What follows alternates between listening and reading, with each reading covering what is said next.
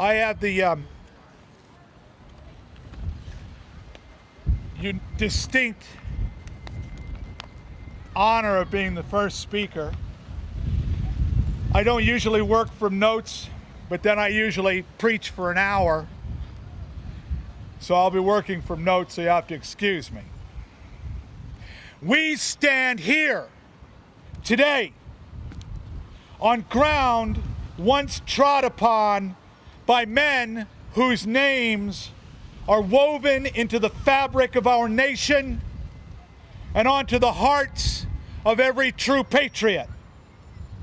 Men like Benjamin Franklin, Thomas Jefferson, and Patrick Henry on this very plot would discuss the absolute need for a clearly defined Bill of Rights, because the tyrannical government that ruled them for so long had denied them these rights.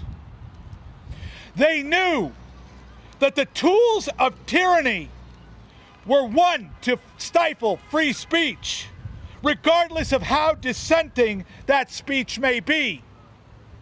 And yet today, we have jackbooted thugs using a private army called the IRS, squelching the right of conservatives to speak as they may.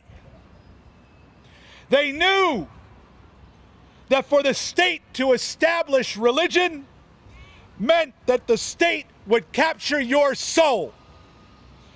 Today, you can be any religion that you want, or none at all.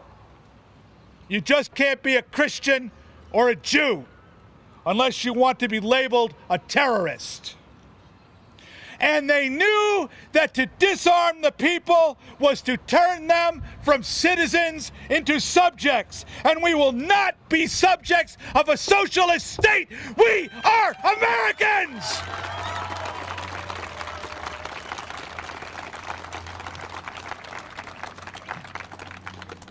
America today is in earnest toying with the idea of socialism and totalitarianism. So it is only fitting that I quote from one of the best speakers of that camp, Joseph Goebbels. If you tell a lie often enough or big enough, it will be believed. Let's look at some of the lies. Assault rifles need to be banned. The truth: there are no such things as assault rifles. At least not commonly held in the hands of civilians. Now tell me, how can you ban something that nobody has? Number two, high-capacity magazines enable you to kill more people quickly. Truth: unarmed people stand virtually no chance against an aggressor who has a gun. When you're being shot at, you are not counting bullets. You're either busy shooting back or busy dying. The unarmed only have one of those choices.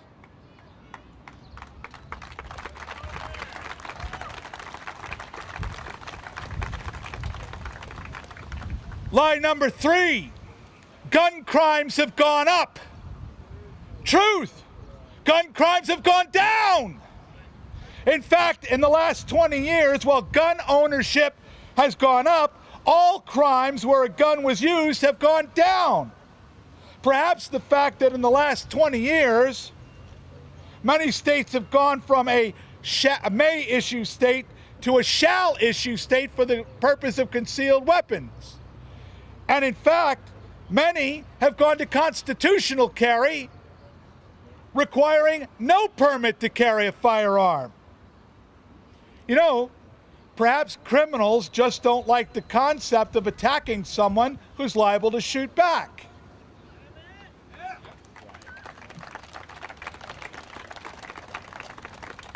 Lie number four: stronger gun controls will make our streets safer. Heck, if that were true, Chicago would be the safest place on earth. In 25 states, no license or permit is necessary to carry a firearm on your hip. The majority of violent crimes are committed in the other 25 states. Lie number, we're up to 4, 5. Barack Obama is a U.S. citizen and a Christian who has the best interests of America at heart. Truth? Well, why belabor these points? He's none of those things. Laws that forbid the carrying of firearms disarm only those who are neither inclined nor determined to commit crimes. Such laws make things worse for the assaulted and better for the assailants. They serve rather to encourage than to prevent homicides. If an unarmed man may be attacked with greater confidence than an unarmed, for an unarmed man may be attacked with greater confidence than an unarmed man. The fact is, that is not a quote from the National Rifle Association, but rather from Thomas Jefferson himself. All right, one last one. Joe Biden is usually sober when he talks about guns on TV.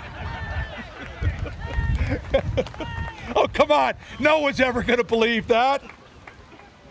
But since my drunk uncle wanted the clergy to preach gun control from the pulpit, I, as a member of the clergy, am going to support him in that. I would like all of you this week to go out to a local range, practice with your firearm, get good with it, because gun control means being able to hit your target.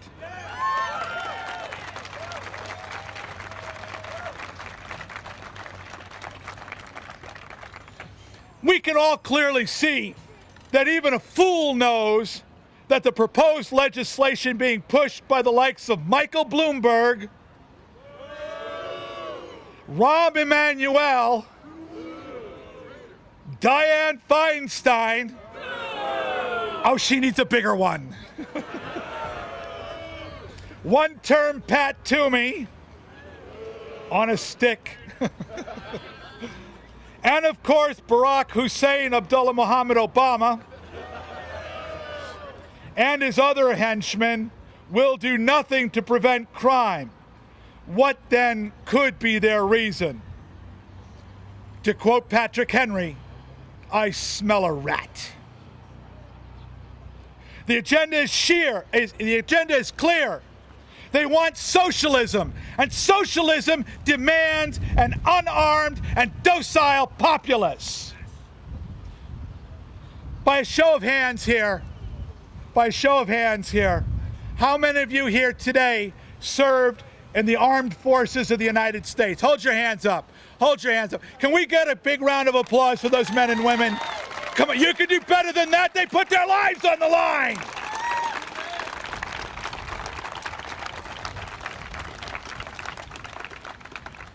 Ladies and gentlemen of the military, I ask you this.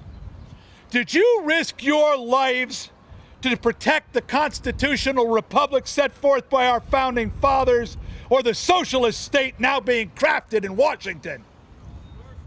You bet. You bet. What is happening here today in our country is a disgrace to you and a disgrace to our founding fathers.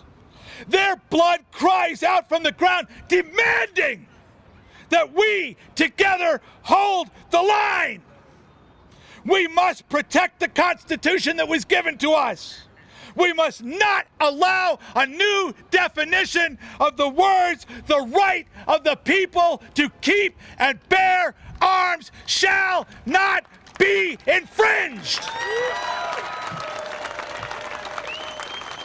We're not going to let him redefine that to be anything other than it is my right and your right to keep as many arms as we have the desire and the means to do so, to protect our families, to protect our nation, to preserve the Union.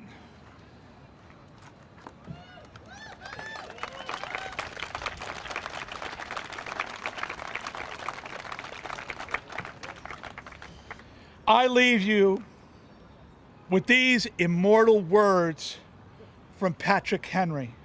And yes, I do admire that man an awful lot. The Constitution is not an instrument for the government to restrain the people. It is an instrument for the people to restrain the government.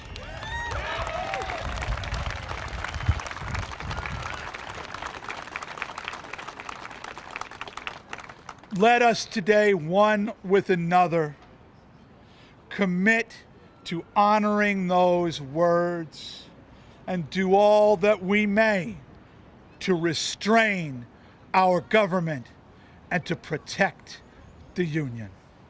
May God bless you and thank you.